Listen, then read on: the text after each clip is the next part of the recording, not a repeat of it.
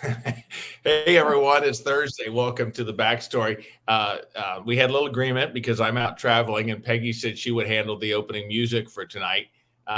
So hit it, Peggy. What do you got? Oh nope, not gonna do that. I can't. Can you at least hum a few bars? Try to make us look somewhat professional. I So have hey, many.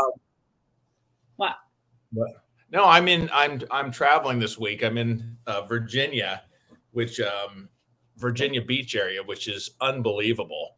Um, Gorgeous area. But tell me how about we have in Maine, and I just got clearance for it. I know it's in September sometime. I don't have my thing in front of me, It's but not September, but that's okay. It's no, October. I know September's well, that's kind of like the fall. Some people call it the fall. September is what I call it. It's that October ish. What do you mean you just got the clearance? My mom said I could go, so I'm going to. I'm going to Maine. So wait, tell everyone about the event, and we'll put the link in. So how's it going, and what is the Sober in the City event? It's our fourth event after Long Beach, Sacramento, Austin, and Palm Springs. So we are October 7th through the 10th, featuring Champagne Problems podcast, Ravi Shah and Patrick Balsey. Laura McCowan's going to be one of their guests. We have Helenita and Danny Fraunfeltner, who are going to be our keynote speakers. Lots of stuff: sober sex chat, yoga, sound baths, journaling. Are you handling the sober? Are you doing the sober sex chat? No, yeah, I'm going to do the sober sex chat. No, Sarah Olson's going to do that. So what about, because I feel so uncomfortable talking about me and sex. I don't know. Okay, so it's how I get tan. So anyway, it's one of the I can't wait. I've never been to Portland, and I hear it's the 6th most popular city to move to in the U.S. So I'm really excited to go there, and I hope some of our listeners join us there. It's going to be really cool. So you can go to, since Jeff didn't bother to get me a link, you can go to zeroproofexperiences.com. The link will be in there. So I heard Scott Pinyard is going to be there. Oh yeah, he is too. And I got a hold of him, and I said, hey, Peggy said I was working with you. And he said, yeah, she said that just to give you whatever equipment that I need, he needs me to carry for him. And That's said great. that you told him I'm very good at setting up audio video equipment and lugging around heavy things. So thank you so much for letting me be a part of that. Austin, so yeah, that was fun. No, I'm looking forward to it. I will be there, and is that September-ish period, which opens big window. So I want to bring in our guest, and you can. Why don't you go ahead and introduce Kendra? I'd love to. I met Kendra through Sober Sis, and I actually got to meet her in Palm Springs, and it was wonderful. And I love her story. I'm just so excited about having her share her story. I'm not going to do a lot of questions because she's a very amazing speaker. Love her. And she's loved by many, let me tell you. She's, I had more texts tonight saying, oh, when is Kendra going to be on tonight? My volume is bad. I'm not hearing you as well. We can hear you fine. So I'm going to say go, and you're going to start talking in a minute. I'm not hearing you guys. It totally faded. Text her to pop out and then pop back in. I don't know if that would be the best way or not. No, we can hear Karen. We can hear her. She just can't hear us. And normally if that's me and Peggy, it's because just Peggy voluntarily turns down the volume so she can't hear me, which is rude, but I figured that one out. So we'll give her a second. But the thing, Peggy, is you're looking so attractive right now as you're focusing on what you're typing. It's a great look for you. I don't have her phone number. It's coming up. Okay, it is? Okay. Yeah. You get All right. You there, Kendra? Okay. Can you guys hear me? Yeah. Can you hear us? No. So what I wanted to hear, Kendra, and I'm going to preface this, because I never interrupt anyone, as Peggy's probably told you, is I want to hear about the swimming, because my big thing that I'm on right now, and I used to tell Peggy all the time that you have to, when you take away a habit, you have to replace it with a new habit. Remember me telling you about that, Peggy? I think you used that line in your book, but after I told you, but my point is that finding your thing is a key, because, it was like, hey, Jeff, at the end of the day, to relieve stress, go for a run for 10 miles. Well, that's great for someone else, but that's not my thing. And I can't force it. I had to find my thing. And right now my thing is a scooter that I bought, which is a lot of fun, which I'll tell you about and show you pictures at another time. But it's a thing that I actually look forward to doing. It's not a forced something I don't enjoy. It's something I look forward to that gives me my relief. It takes away the angst of the day. It's the thing that works for me.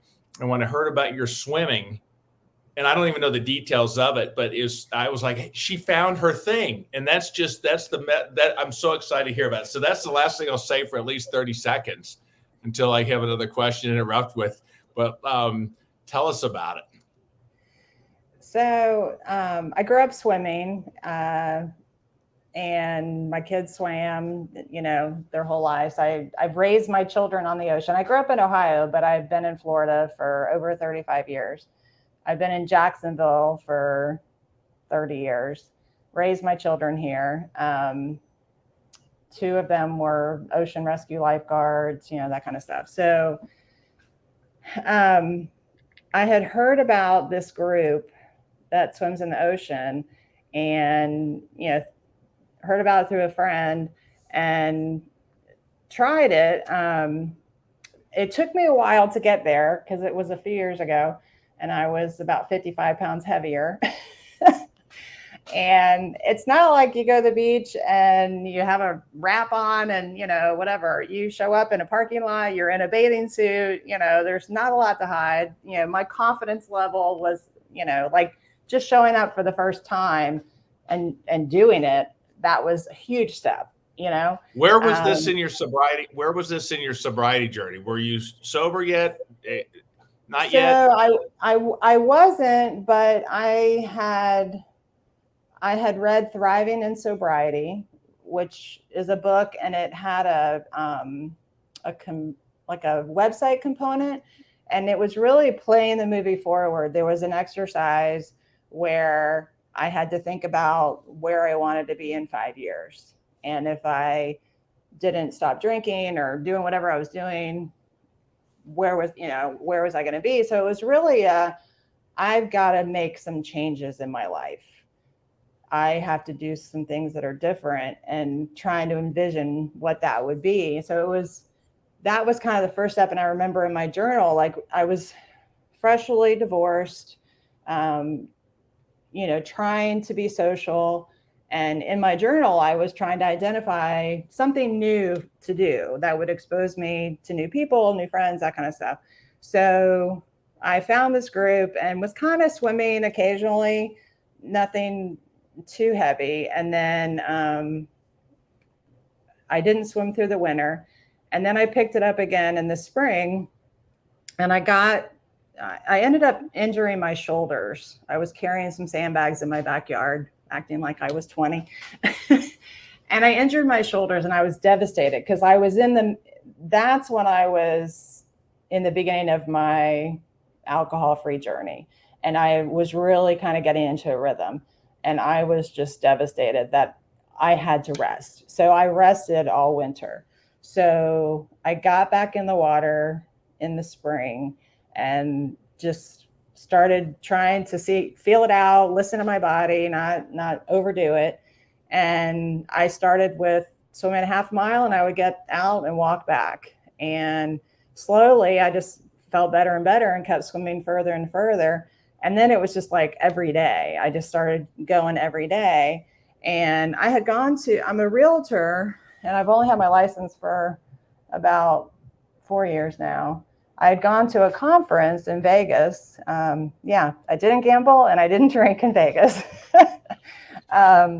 But I was listening to agents that were doing like 100 transactions a year, and one recurring theme was that they had won their morning. They had gotten up early, had their devotional time, had their, quiet time, got their workout in, and then they started their day. And I was really struggling with my circadian rhythm too, just like the lack of sleep. So all of that was like, okay, I can do this. And I started getting up even earlier, and having that before I even, went for the swim. So there was a point in, I don't know, sometime in the fall, and there's a lot of people that swim on Saturday and Sundays. There could be 30 people swimming during the week. Not that much during the winter, not that many at all. Wearing wetsuits and neoprene caps. And one of the girls that's my pace, she's 65. One of the women I swim with that's my pace, she went out of town for 2 weeks. And I was looking at my stats and I was like, it says that I've burned more calories in the last 2 weeks than I have previously. I'm like, well, what if it's like, oh, wait, Betsy's been out of town. What I realized was, because at that time, if the current was really strong or the waves were really big, we would get dropped off like a mile north and then swim south. Well, because Betsy wasn't there, I was getting forced to go further, like get dropped off with the faster swimmers. So it just turned into, all of a sudden I'm averaging a mile a day. And that's insane.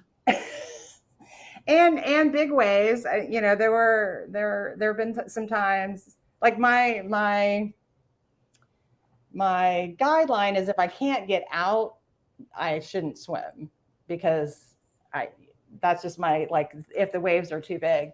So there's been a few times that I'm like, maybe I shouldn't have gone out. But it's amazing. It's addicting. I am so happy when I come home. I am that just dopamine, like, and my body's regulated. I think that's what has been the best thing, is I'm going to bed similar time, getting up similar time. My body's ready to work out when I get up. I miss it when I don't do it. Even when I went out to California for Sober in the City and for a conference, I found a group to swim with in Huntington Beach. So I swam in the Pacific while I was out there. I did not know that. That's so cool. I was supposed to swim with a group in south of there. I forget what city, but the weather turned. So it was like 40-mile-an-hour winds and 6-foot waves. So I didn't get to swim with them. So I did get to swim once. It puts a whole new spin on travel. It really does. Like, finding open water swimmers. We did a 4-mile swim in the river last month. One of the guys that we swim with lives on the water. So we got dropped off around the corner and swam in the river to his house, which was kind of cool. And the people I'm swimming with, they're healthy. The first party I went to, everyone's like heading home at like 9:30 because they're all getting up to go work out in the morning. It's like, oh, it's so refreshing to, like, oh, it's not, let's go to the bars. I hear with runners, it's common though for alcohol for distance runners. It's very common to have that even at the aid stations, but even at the it's interesting because the runner's world is a very heavy drinking world, where as soon as you finish, there is, the beer is there, and that's the goal of it. But it sounds like with the swimming, but I'm curious, with your sobriety journey, what was the difference? What did the swimming do for you versus what were you missing when you weren't swimming in early sobriety? How important was it, I guess, is my point. I don't think I could do it if I was still drinking. I wouldn't be I'd be hungover. I'd be struggling to get out of bed, much less. But did it make the sobriety journey? What did it do to make the sobriety journey easier, more meaningful? How did it affect it? I guess life without swimming, sobriety without swimming versus sobriety with it. Well, so My drinking got out of control when I was hit by a drunk driver, and I had a whiplash-induced headache for a year. So I put on a bunch of weight. I had a lot of health problems after that. So I went into a clinical depression. My marriage fell apart. I was that typical busy mom with 3 kids trying to, you know, do life. And when I decided to end the marriage and my kids were, you know, out of the nest, whatever, it was like my turn. It was like, okay, it's time to focus on me. And it really has been. And I think that's why I think people have enjoyed my journey, because I've been the perfect example of thriving without alcohol. So I mean, it wasn't easy giving it up by any means. It definitely had its grip on me. But I'm living life now where I didn't realize I was numbing the joy. Mm-hmm. You know, when I found Sober Sis, I had no intention of stopping drinking. I just wanted to change my relationship with alcohol. But the further away I got from it, the better I felt.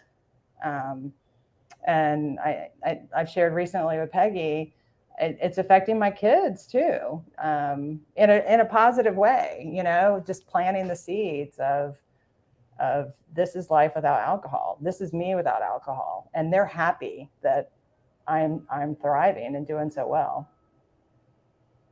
The blinders, I think it's a survival.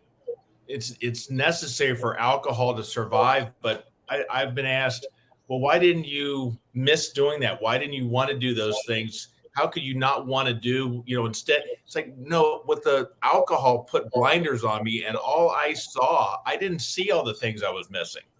I didn't see swimming or, the things I enjoy. I didn't miss them because I didn't see them to gosh, I wish I could be there. All I saw was tunnel vision focused on alcohol. And that's hard at first because someone said, you got to find a hobby. Well, when I was at that point, I didn't know what to do, and it was like, well, I don't have any hobbies. There's nothing I want to do. All I want to do is drink beer. That's what I wanted. So it took, I had to get those blinders on. Oh, wait a minute. I do like that. Oh, hey, I forgot about that. Oh, that sounds like fun. It took me a while to start seeing this stuff and then go, oh yeah, I remember that. That was fun. But alcohol takes that took it away from me. Yeah. Yeah, it really does. Go ahead, Kendra. I think it shut me down. Like I say I slept through the last 5 years of my marriage, but I also missed out quality time with my girls. I wasn't present. I was in bed early, missing out on that quality time. And now I'm having such great conversations that I wouldn't have had if I was still drinking. Even events, the kids all did the violin and stuff, and I went to some painful concerts, but my whole focus was I couldn't even enjoy complaining about how awful the concert was, which can be fun, and how cute I was. Even at that, I was looking at the clock. I was looking at the program thinking, how many more do they have to play before I can get out of here? So I missed out. And that wasn't like, some exciting event I would think. No, I missed out on the good things about even the things that weren't that great. My focus I missed all of it. Mm-hmm. Yeah, you missed a third of your life. Kendra, what other things are you doing? I know swimming is such a huge thing. And are there people, let me ask you this, are there people in your swimming group that are sober? I'm just curious. They're not big drinkers. Mm-hmm. None that are technically sober, but none of them are. Well, I mean, there's a few drinkers in there, but there's a lot that it's it's not a priority for them. Yeah. Do they know that you don't drink? Most of them do. Yeah. Has anybody said anything to you? You know, I have really gotten to know a lot of them in the last year because I'm swimming with them every day, and we go to breakfast on weekends and, you know, do different gatherings. I think they're seeing my progress too, you know, just physically making comments. Wow, you're looking really good. You're keeping up. You're doing so well, you know, and I think the consistency versus the intensity has been key for sure. What are some of the other things that you do for your routine? Like you go swimming, but I know you're kind of a big routine person like I am. So I'd love to have. Well, you know, it's funny. I feel like I haven't been, and that's been the good thing. Is now I am more of a routine where I think I was so crazy busy. You know, my body was so out of whack with all the things that I was doing. I discovered yoga. So I don't mean to be obsessive, but I did yoga 200 days in a row just because I loved it and it felt great. And now that's just part of my routine as well. I go to a yoga studio. It depends, like at least 2 days a week, if not 4, you know, depending on what I have going on. But, you know, being a realtor working for myself, I'm really, you know, time blocking my day and, you know, trying to figure, you know, all of that out. I'm busy, and my volunteer card is definitely overfilled. Tell me about that. I'm a director of an art walk, which is actually tonight. I still have to go back out and pick up my sign. So every third Thursday, I don't know, we've got about 40 artists right now. Before COVID, it was about 50 to 70 artists just on the streets in Beaches Town Center. And then I am on a nonprofit. I'm actually currently the president. So I'm running 2 nonprofits. But the Beaches Town Center nonprofit works with the city of Atlantic Beach and the city of Neptune Beach to beautify our central business district. So we do engraved bricks. We have a big event this Saturday, Dance in the Streets. I'll be volunteering from 6:30 a.m. to probably midnight, nicknamed Drinking in the Streets. Yeah, last year was the first year that I did not drink. We've always done frozen drinks, and I usually hit that frozen drink booth halfway through the day. Which maybe next year getting some NA sponsors. You know,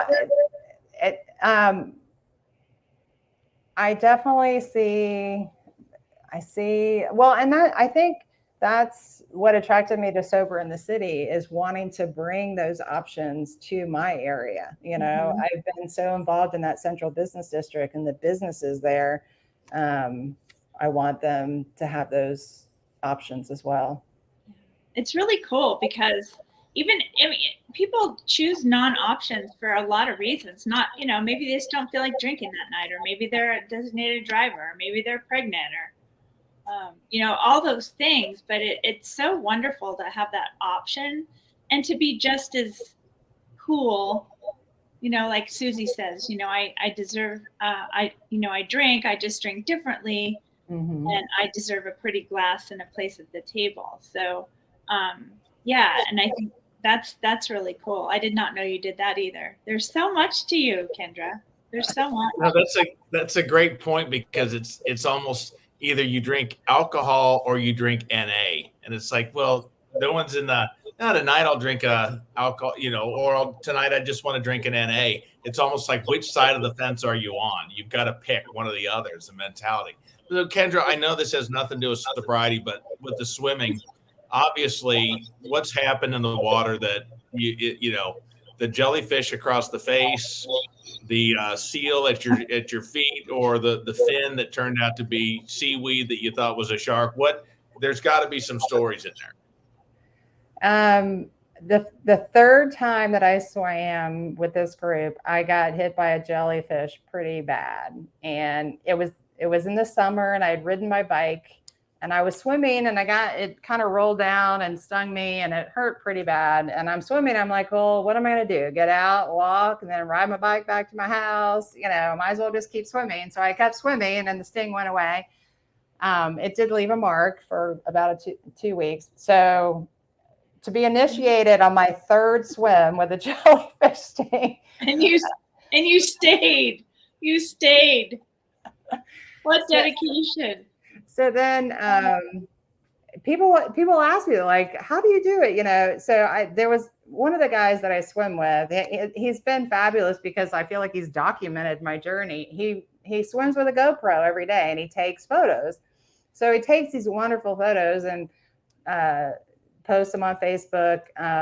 So I had changed my cover photo to one of the photos he had taken, and everyone kept commenting, well, what about the sharks? What about the sharks? Well, the swim club that I grew up in Cincinnati, Normandy Swim Club, it was the Normandy Barracudas. So one of the guys that I grew up swimming with, he's like, well, barracudas aren't afraid of sharks. So he commented that on, but that was something that I've used in my mind sometimes, like, well, barracudas aren't afraid of sharks. I love it. I'm out there swimming. My son-in-law and his brother have actually been bitten by a shark, but they're surfers, and they fell off a surfboard.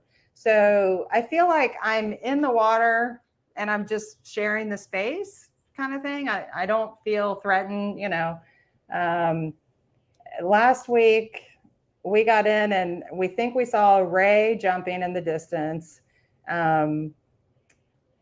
We get the dolphin experience all the time. I was swimming a couple weeks ago and kind of looked up to see where I was, and I saw a fin coming towards me, and they were just all around me. And oh my gosh, I know we call it the dolphin experience. But fish are jumping, birds are there. It's just, I think it's just nature, and the sun's coming up, and you're swimming and taking a breath, and the sun's coming up over the horizon. It's just every day the sun's different, the sunrise is different. I usually float a little bit at the end of my swim, say a prayer, be grateful, and yeah, it's amazing. Oh, that was a great question, Jeff. You actually asked. I just know that I'd hear the music out there. Of course, I've been doing this with you for a couple years. That is a really good question. I'm impressed. What is that supposed to mean? There's. I bring joy and you bring hurt is all I got to say. No, Kendra, I would hear the music, and then I get myself spooked, and then I would look like the second person to walk on water as I was sprinting across, screaming, "Get me out of here!" I would too. I would too. I guess it's just a mindset, I don't know. I remember being in Tahiti, and I jumped in thinking I was so cool, just jumping in the water. And it's so deceiving, right? Because it's such clear water that, it's a lot deeper than you think it is, because there's, it's like clear. And I jumped in the middle of these sea cucumbers, and they started squirting sea cucumber stuff everywhere. And I swear to God, I walked on water to get out. Well, I was so freaked out. We do have what we call the cannonball jellies, which they're jellyfish that kind of look like a little ball, and they don't really sting, but when it's bad, it's like you're swimming into slimy balls. Boy, this conversation has gone down fast. So I go. Kendra and the slimy ball swimming. The beauty, the thing, I think at the end of the day, finding your thing to empty your tank, because we come home with all the, gur of the day. and to alcohol was what kind of, burned it down for me. But without that, you just got to feel it, having some way to empty that tank, how to burn that off. But I guess doing it first thing in the morning, I guess just sets the tone for the rest. It really does. I mean, if I don't get a yoga class in, okay, no big deal. I got my swim in. If I don't get a bike ride in, no big deal. I got my swim in.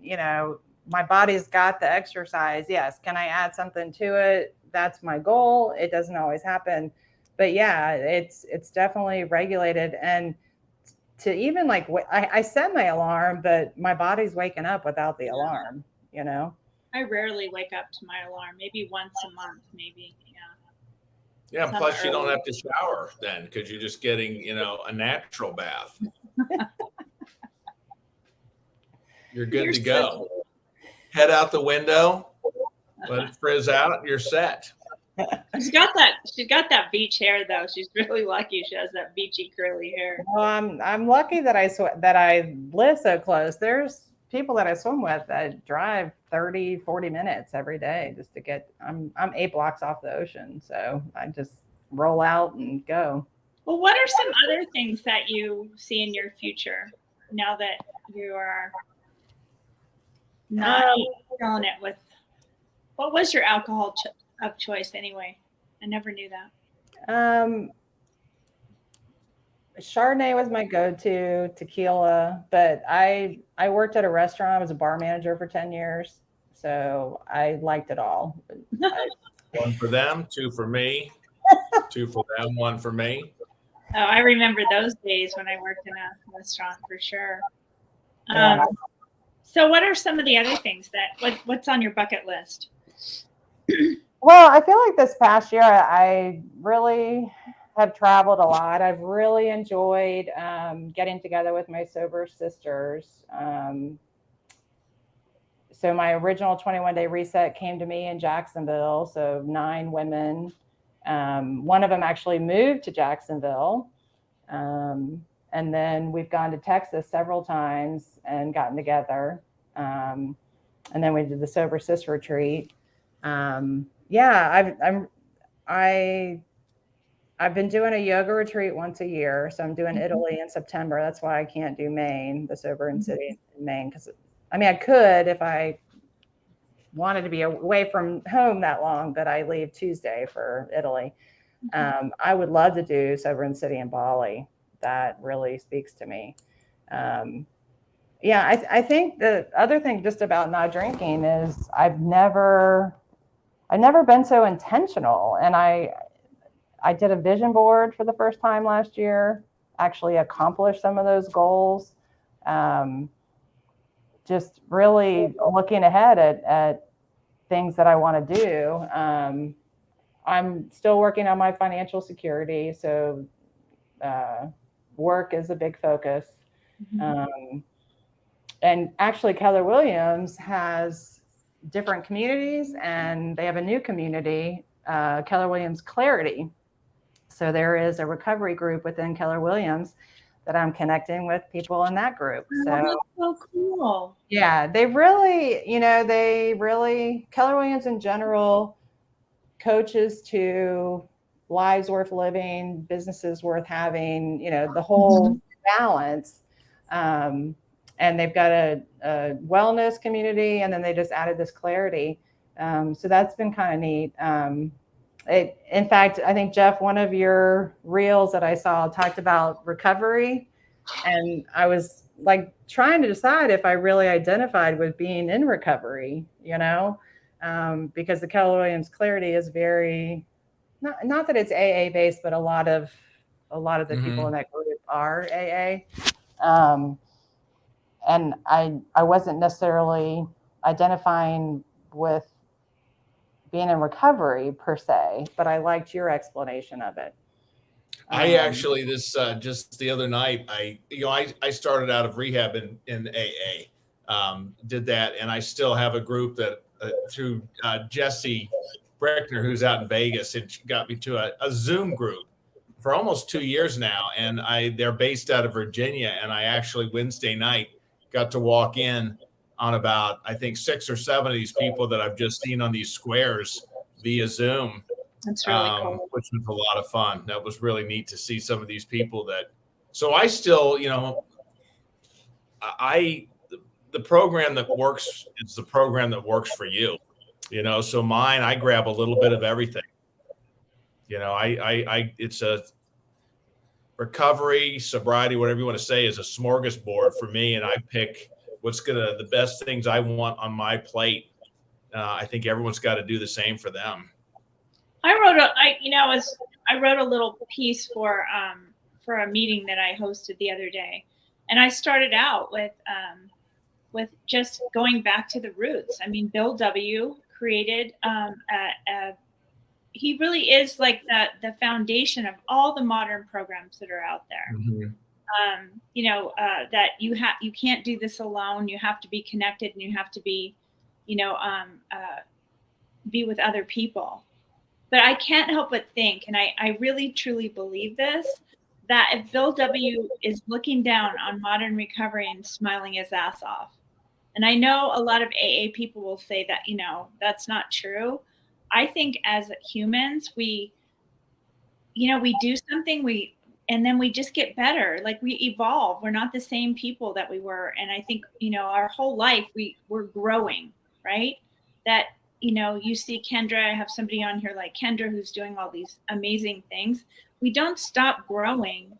We don't stop that emotional sobriety until we walk out of the earth. And I truly believe that he is smiling down saying, wow, look what I created. That there are so many options for people. And what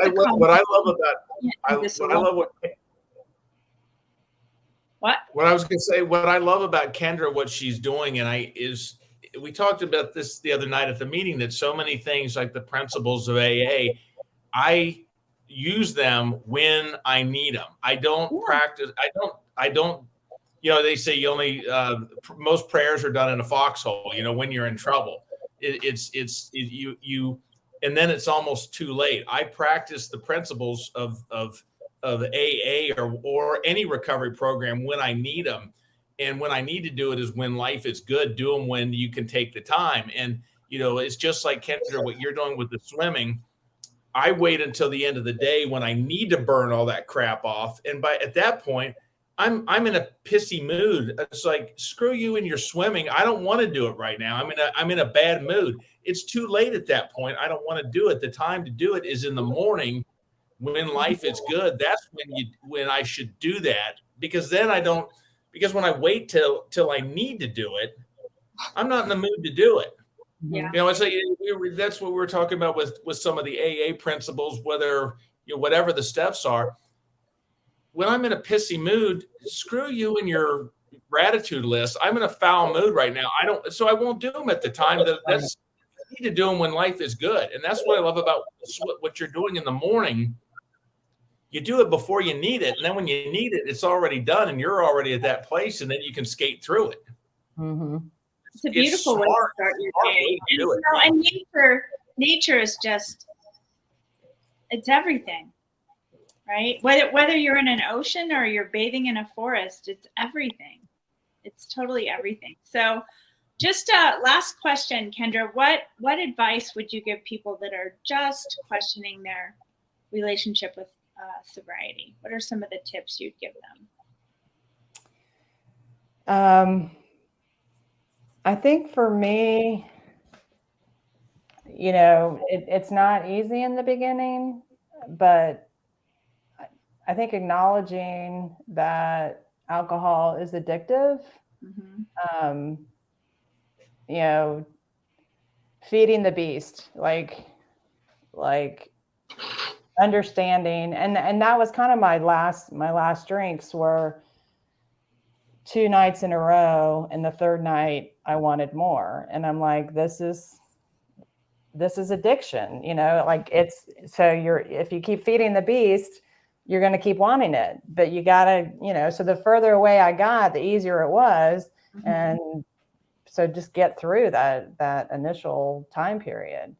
Yeah. That first part's hard. And then once you get through it, it builds on itself. And if you have any kind of competitive bones in your body. You compete with yourself and saying, shit, I'm 1,396 days today, and I'm not breaking that spell, right? I don't want to.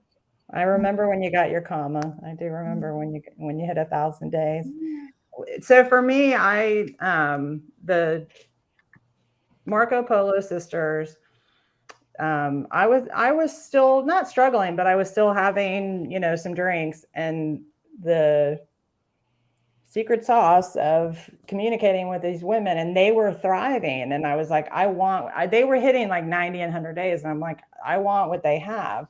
And so I pushed through and I got there. And then it was right around that kind of fall, entering the holidays. And a few of the women were still struggling, and they were going to do like a sticker chart and commit to 100 days. I'm like, all right, that'll get me through the holidays. I don't want to lose my streak, that kind of stuff. And then once I got beyond that, I was fine. I didn't look back. I was so over the decision fatigue. It was just easier to not drink. It really is easier. Well, you're amazing. What's that? Are you going to do any distance swims? Any single leg triathlon type events? Or there's a swim at the end of the summer in the same area that I'm at. I didn't do it last year. I watched them. I did do that river swim that was 4 miles. I'm not into necessarily competing. I just want to be able to move without pain. I don't want to screw up my daily activity. So I'm not pushing myself in any way, just trying to be consistent. Not pushing yourself in any way, but swims over a mile. What the hell? It's a mile is long. I can swim in my bathtub. What is your morning workout, Peggy? Mine is, I do K-cup presses. Me you too. Press down on the Keurig, and then you have a secondary, and then you push the button. Sometimes when you don't put the cup underneath, you have to, you're so quick. Twice.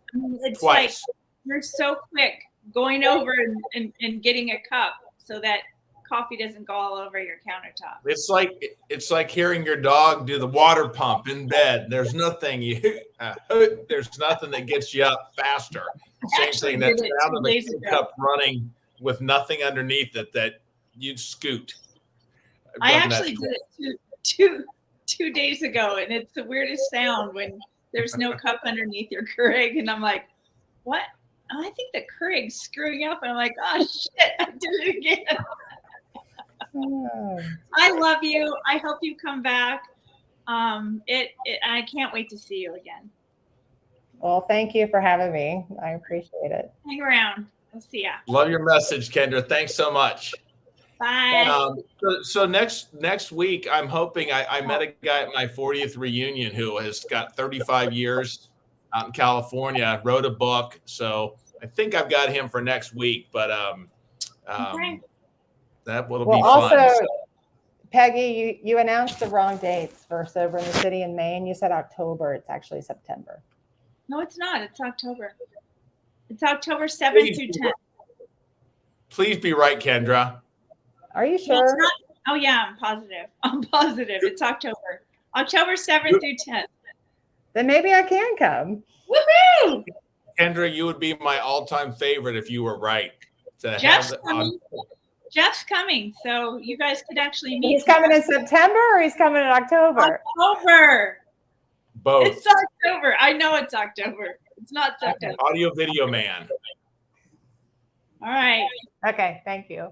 Bye. We'll settle this later. Hey, hang on, and we'll talk to everyone soon. Take care, everyone. Thanks. Bye.